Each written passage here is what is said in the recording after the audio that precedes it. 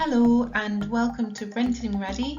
This is Unit 2, Tenant Financial Management, and I'm Rachel, your tutor. So let's see what we're learning today.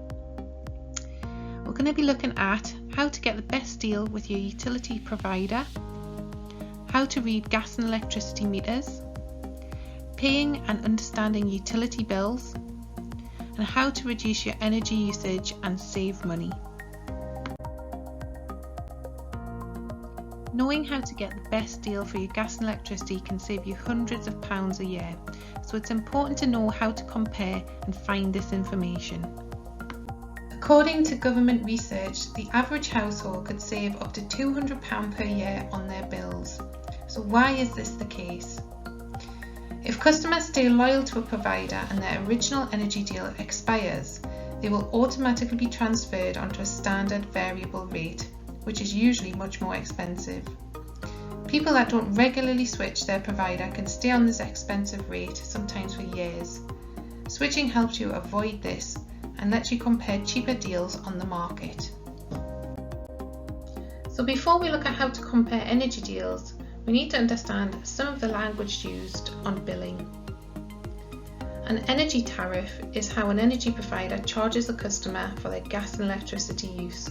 Therefore, it's really important to research which one's right for you.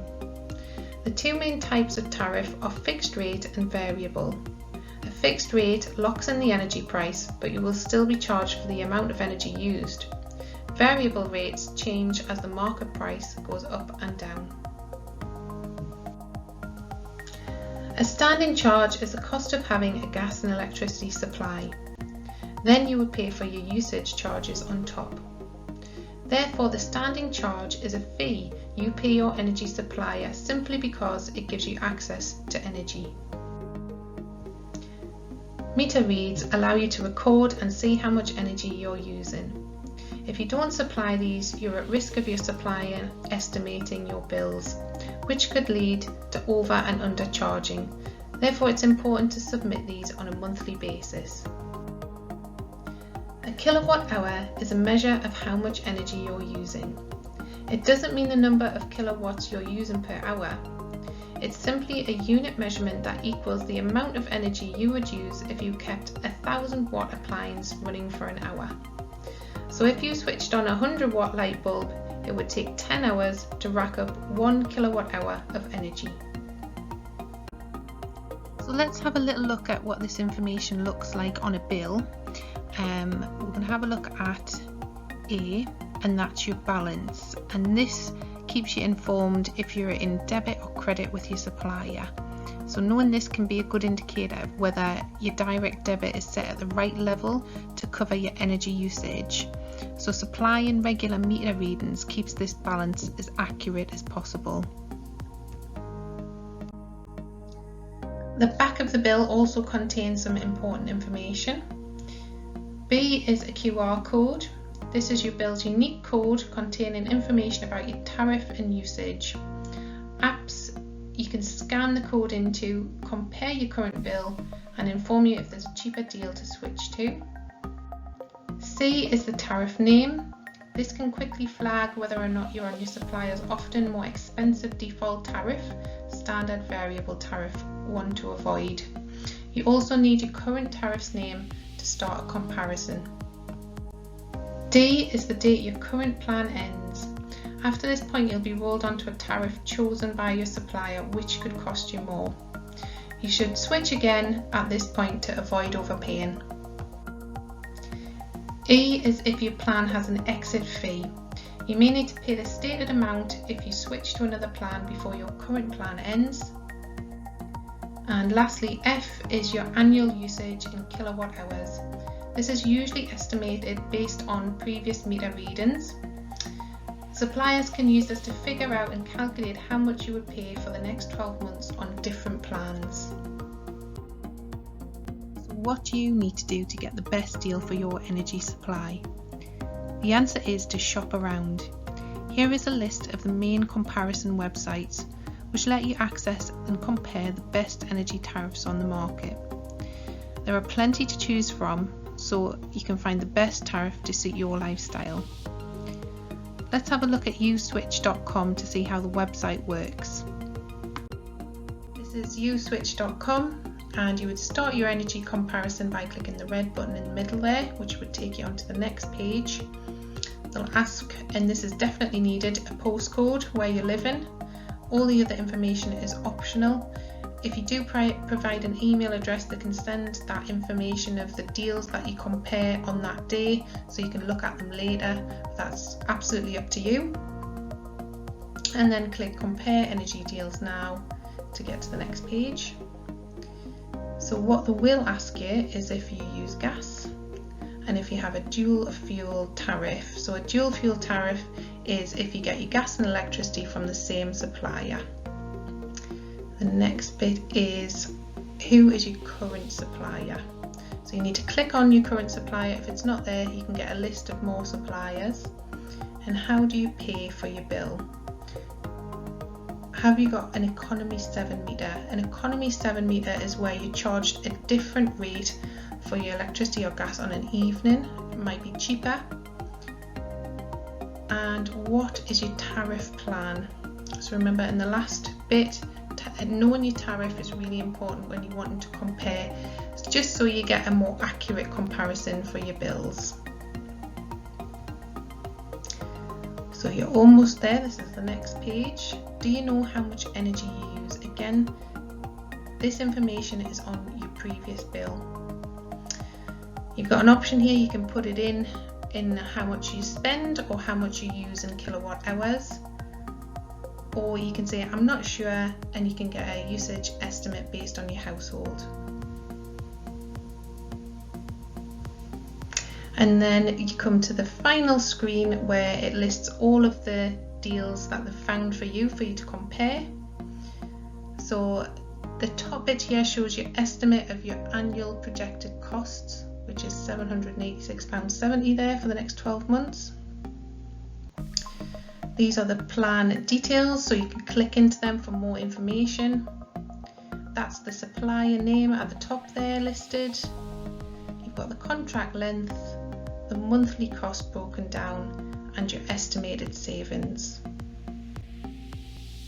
This is an example water bill. Again, it's got highlighted information which is useful to be aware of. Number 1 is your customer reference number. So you'll need this if you don't pay by direct debit, for example by phone, online or by post. This is your unique reference number for your account. Number 2 is headlines showing what's happened since your last bill. So what you paid last time and your balance brought forward and any new charges.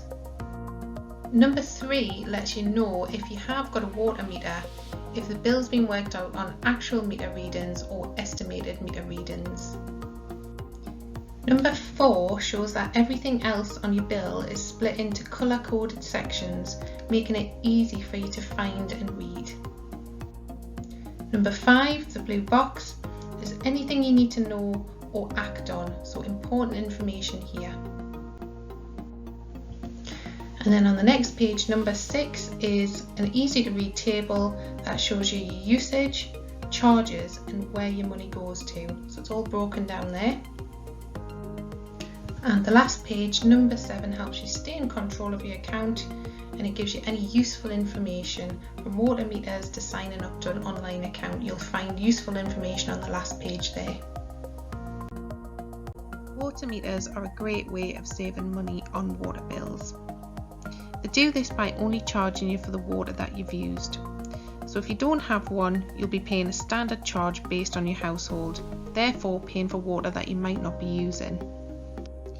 You have the right for a water meter to be installed for free, unless it's not practical or it's unreasonably expensive to do this. When renting, if you have a fixed term tenancy agreement of less than 6 months, you must ask the landlord's permission to get one fitted. If your fixed term tenancy agreement is longer than 6 months, you don't need to ask your landlord's permission to have a meter, but your tenancy agreement may require you to ask their permission for alterations to the property. You may need to get advice if your landlord doesn't agree to you having a meter, as any disagreements could cause problems when renewing the tenancy in the future.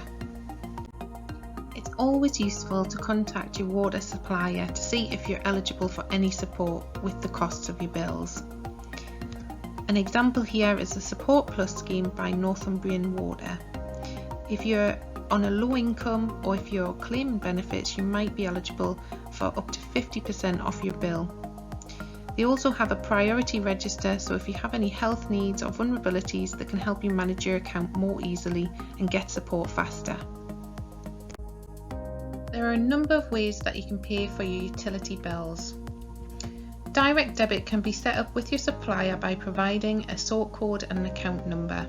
You can usually pick the date that you'd like to pay every month between the 1st and the 28th. Prepayment meters allow you to pay for gas and electricity upfront rather than in monthly or quarterly instalments.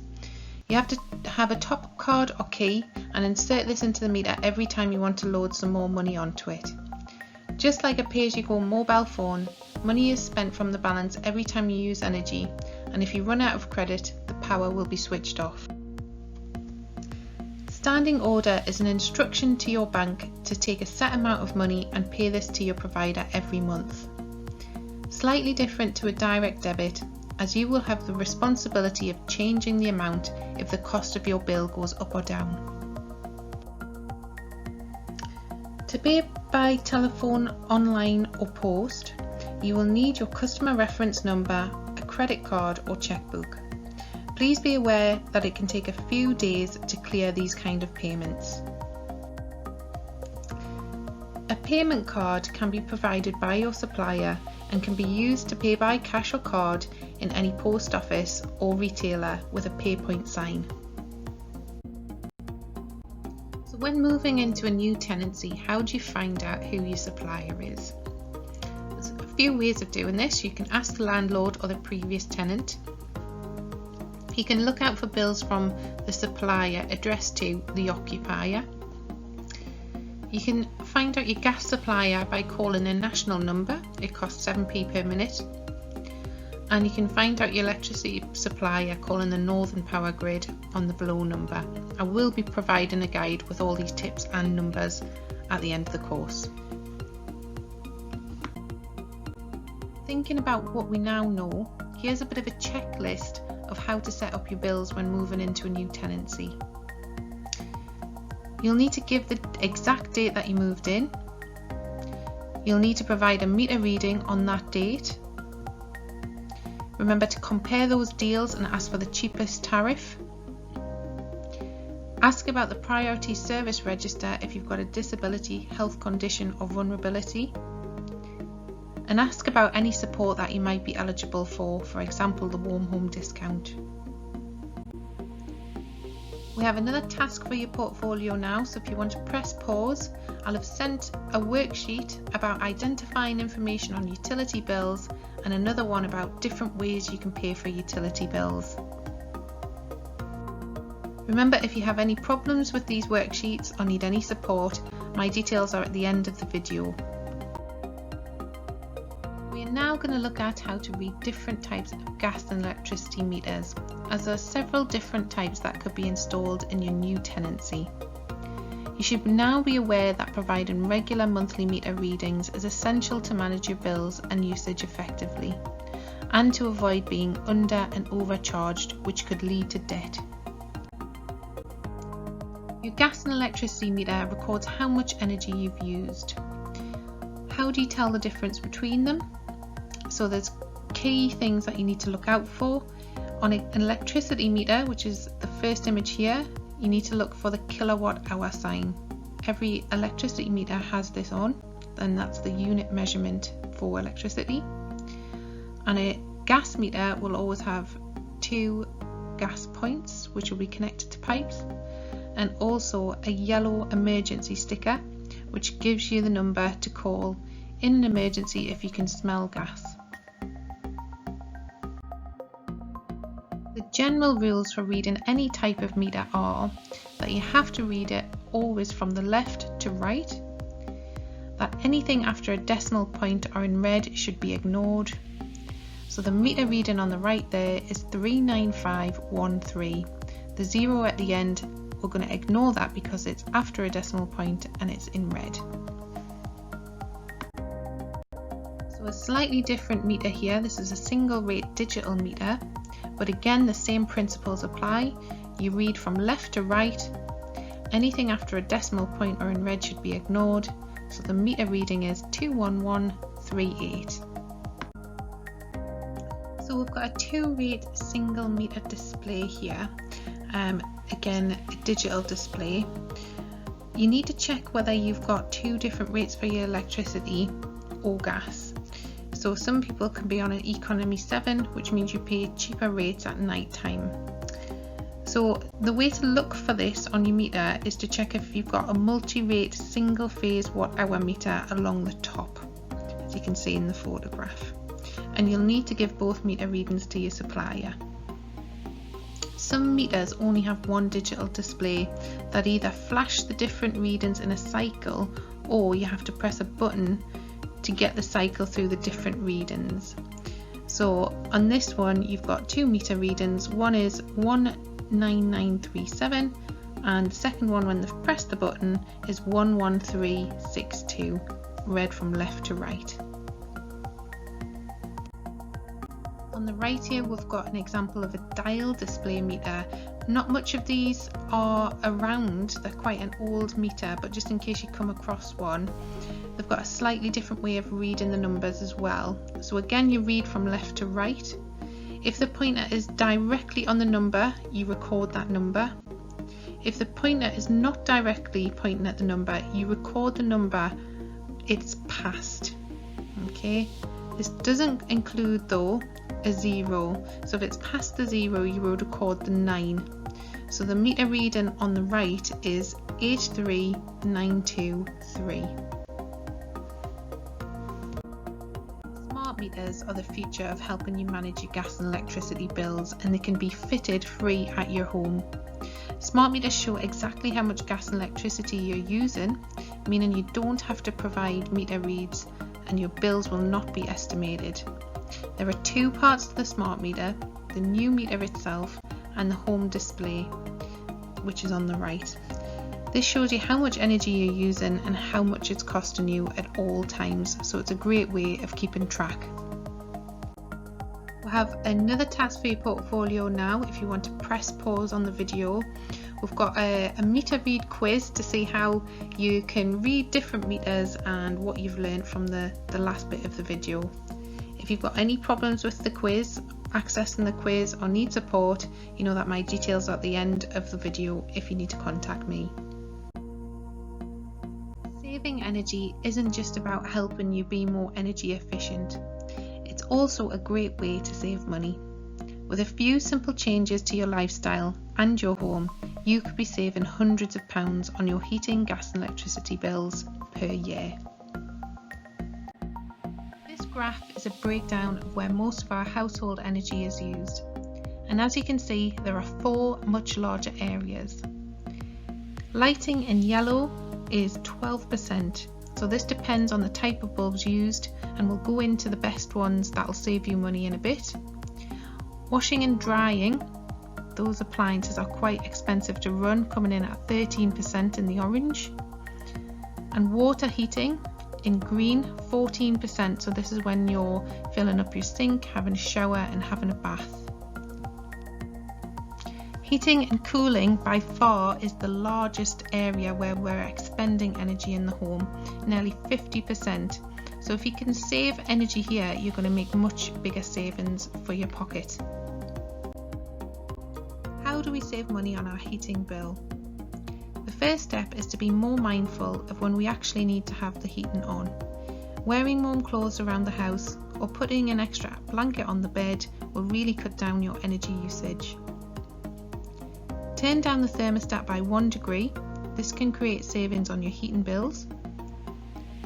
Set your heating and hot water to come on only when you need it on a timer. Bleed radiators so that they perform at their best. On sunny days, open your curtains to let the sun heat your house, but on a night time when it gets cold, close them to provide some insulation.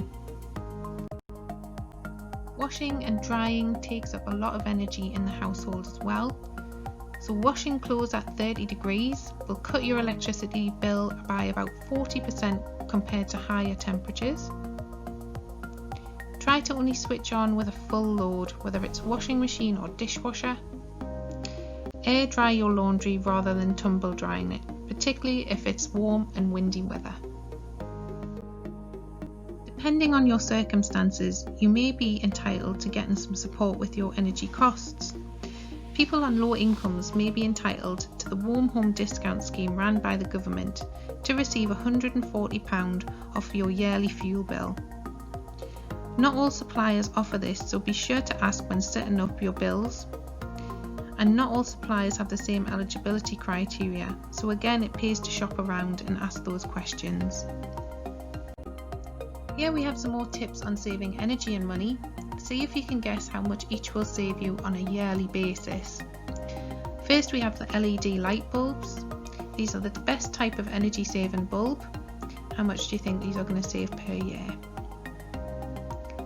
That's £35 a year you'll save switching to LED lighting. Next one's turning off the lights when they're not in use.